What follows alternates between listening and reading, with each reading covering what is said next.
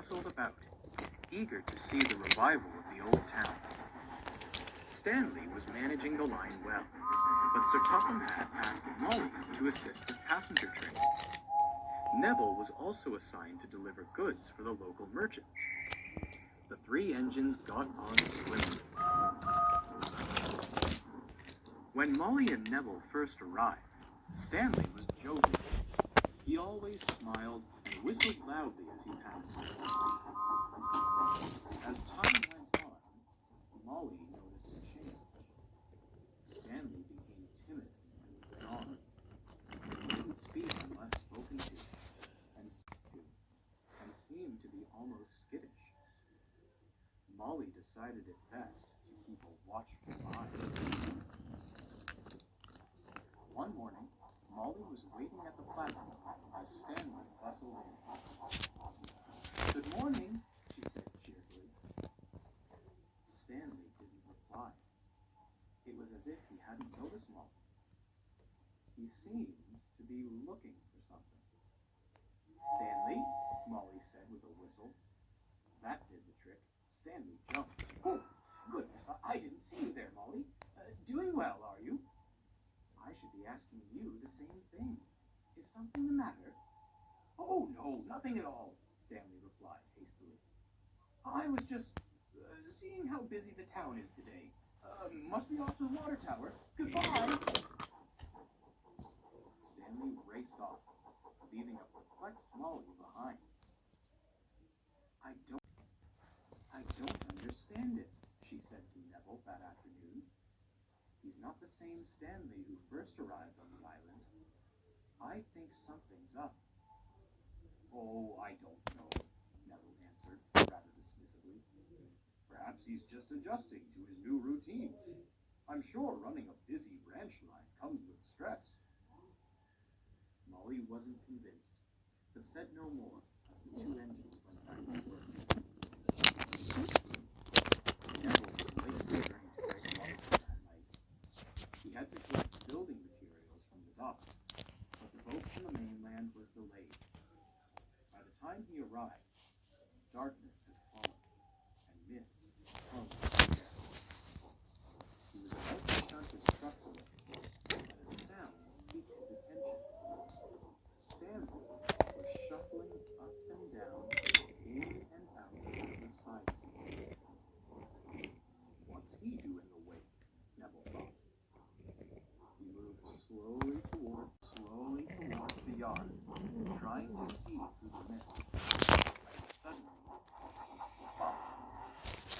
Stanley appeared from the mist and collided with him. "Ouch!" Neville cried. "Neville?" gasped Stanley. "Oh dear, I'm sorry if I woke you." Neville hesitated. In the distance, he thought he could hear a slow puffing sound. "What on earth are you doing?" he said, turning back to Stanley. I thought I'd forgotten to tidy some of the trucks for you," stuttered Stanley. "Silly me. Looks like I did. I'm going back to my shed now. Good night." Stanley shot off into the mist. Neville was speechless. He told Molly everything the next morning.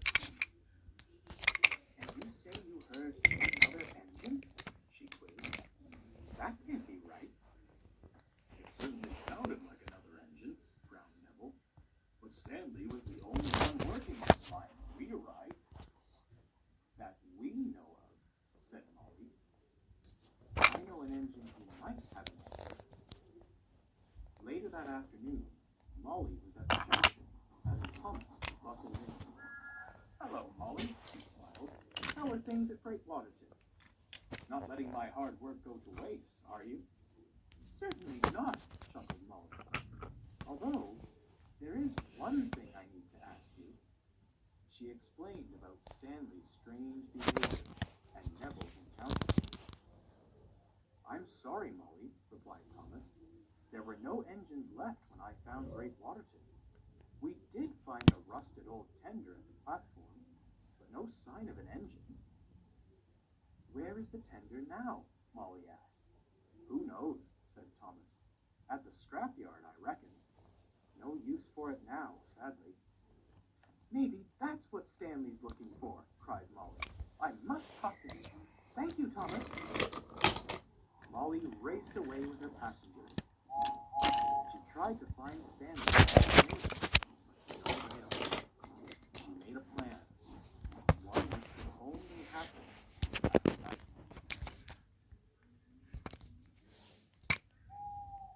When darkness fell, Molly crept towards Stanley's shed. The mist hung low again. Everything was still. She wished Neville was coming with her. He was called away to collect a special load. She bravely crept closer and closer, and stopped dead in her tracks. There was Stanley in his shed, and a very old, rusted engine sat beside him. It had an ominous look on its face. Molly wasn't sure if it was the mist, but it was as if she could see right through it. Stanley was pale and quivering as the engine stared him down. Where is it? Groaned the engine. I don't know, cried Stanley. I've been searching everywhere. Where is it? The engine repeated in a loud growl. I don't know, Stanley wailed, almost in tears. But I promise, I'll... Stanley! Molly rushed forwards. Stanley looked even more afraid now. What on earth is going on? And who is this? She demanded, eyeing the old engine. Before Stanley could say anything, the old engine began to crawl forwards, its rusted wheels groaning. Molly winced as the engine drew near. Where is it? Demanded the engine, louder than ever. I don't know what you're looking for, Molly snapped, trying to sound brave, but you're not welcome here. Leave Stanley alone and... Everything stopped as a whistle cut through the air. It was Neville. He was pushing a flatbed with the old tender perched atop it. Neville jumped and braked hard when he saw the old engine. To Molly's surprise, the grimace on the engine's face curled into a smile, and its eyes began twinkling.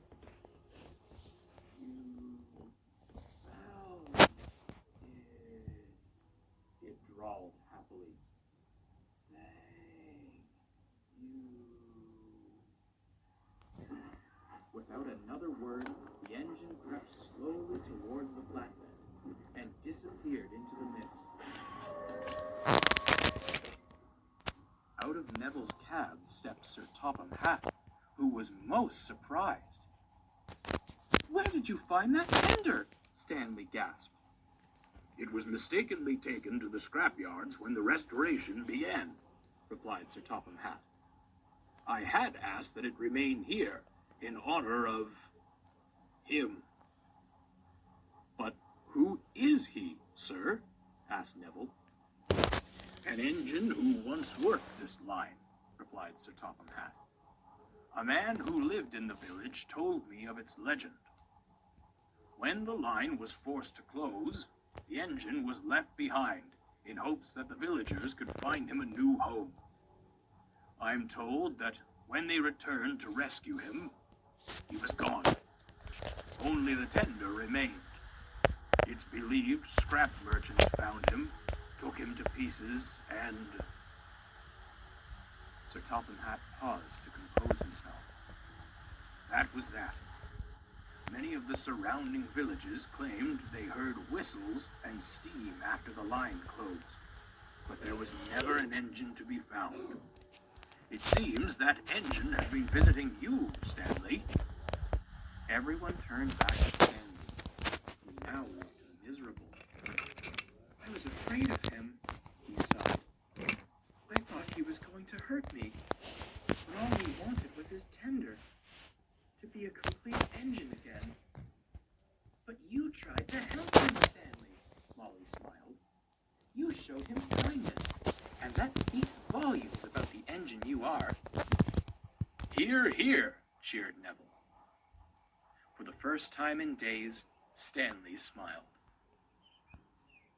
Sir Topham Hatt commissioned a monument at the center of Great Waterton Square. The old tender sat on a plinth with a plaque to commemorate the legend of the old engine. The other engines can see it from the platform. They all give cheerful whistles as they pass by, but no one whistles louder or longer than Stanley.